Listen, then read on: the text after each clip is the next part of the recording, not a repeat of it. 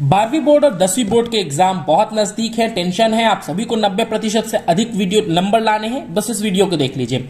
Answer sheet को किस प्रकार से प्रभावी बनाए कि हमें शिक्षक कम लिखने पर भी अधिक अंक दे, या हमें जितने अंक मिलने चाहिए थे उनसे कुछ अंक अधिक हम खींचने में काबिल हो जाए। क्योंकि किसी ने कहा है, सही कहा है, कि हमारा जो पहला प्रभाव होता है वह लेखनी से ही बन जाता है। और जी हाँ, लेखन आपकी राइटिंग कैसी है ये बहुत बड़ा इंप्रेशन डालती है। देखिए, सबसे पहली बात मैं आप लोगों को पेपर लिखने से, क्योंकि इससे मार्क्स आपके बहुत इंक्रीज होंगे बोर्ड्स में,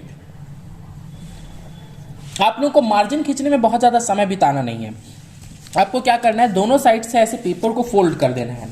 तो क्या होगा, आपका यहाँ पे ऑलरेडी एक लाइन इमेजिनरी क्रिएट हो जाती है, यही आपकी मार्जिन होगी, इसको छोड़ देना है। तो आपको दोनों तरफ ये लाइन दिखेगी। देखिए, इस तरफ से लिखेंगे तो ये आपकी एक मार्जिन है, ये मेरे पेपर में मार्जिन ऑलरेडी बनी हुई है, पर आपके में नहीं रहेगी। तब आपके लिए बता रहा हूं, क्योंकि हम जब सप्ली लेते हैं तो मार्जिन खींचने में ही बहुत सारा समय बीत जाता है। दूसरी बात याद रखेंगे, जब आपके सामने में प्रश्न पत्र आए तो सबसे इत्मीनान से सबसे पहला काम होगा प्रश्न पत्र को ध्यान से पढ़ना, जिससे कि आपको यह आकलन लग जाए कि आप किस तरफ से बनाने में सहूलियत रखते हैं। कई लोग पेपर को उल्टा बनाना भी शुरू करते हैं 5 नंबर से, क्योंकि कई बार ये होता है विद्यार्थियों को समय का आकलन नहीं लग पाता, वो छोटे छोटे अंकों से शुरू करते हैं। और जब छोटे छोटे अंकों से हम प्रश्न बनाना शुरू करते हैं तो मालूम ये चलता है कि जब हम बड़े अंकों तक पहुंच गए, मान लीजिए क्वेश्चन नंबर 1, क्वेश्चन नंबर 2 और क्वेश्चन नंबर 3 हम बना रहे हैं, और ये कम कम नंबर के हैं, ये 2-2 नंबर के हैं, और हमने इनमें ज्यादा अंक के आंसर्स लिख दिए। 2 मार्क्स के क्वेश्चन में हमने ज्यादा अंक लिख दिया, और जब हम 12वें नंबर क्वेश्चन में पहुंचे जो कि 5 नंबर का था, तो इसके लिए हमारे पास में समय ही नहीं बचा।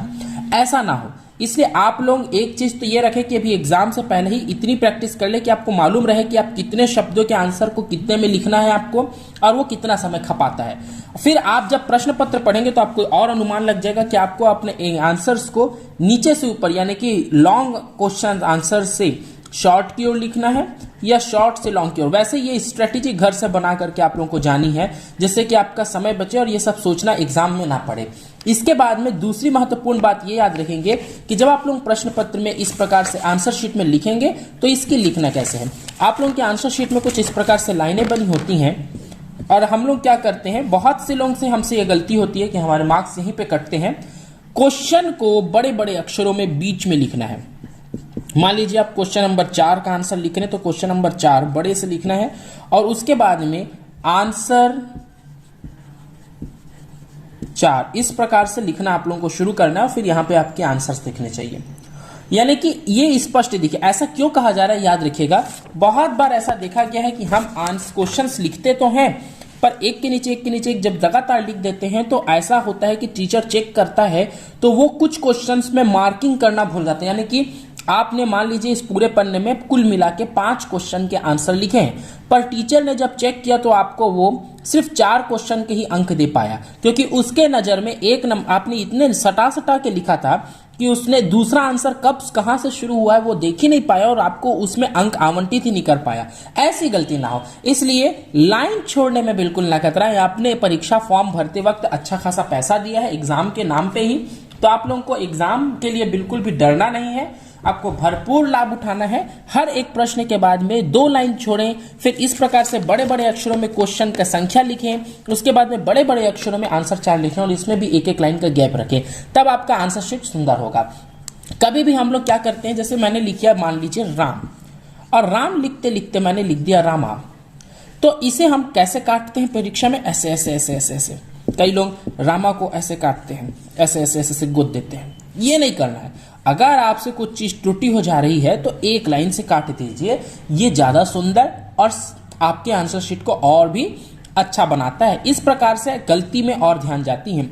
अगर आपका बहुत लॉन्ग आंसर है और उसमें बीच में एक आध गलती हो भी जाए, तो मेरा यही सजेशन होगा कि उस गलती को सुधारने से ज्यादा बेहतर होगा कि उसको वैसे ही रहने दे, उस पर किसी का ध्यान नहीं जाने वाला, बल्कि गलत करने से आपका आंसर सुंदर नहीं होगा। याद रखेंगे, डायग्राम बनाना होता है साइंस स्टूडेंट्स को, तो डायग्राम की अच्छे से प्रैक्टिस करके जाएं, और डायग्राम को छोटा, सुंदर और लुभावना बनाए। ये आपके आंसर को बहुत ज्यादा आकर्षित बना देता है। राइटिंग को सुंदर रखने के चक्कर में इतना धीरे ना कर दें कि आपके परीक्षा प्रश्न पत्र ही छूट जाए। इसलिए ही हम कह रहे हैं कि कम से कम में टेस्ट सीरीज जरूर ज्वाइन करें, और टेस्ट सीरीज के लिए कहीं नहीं जाना है। श्योर सक्सेस की टेस्ट सीरीज चल रही है।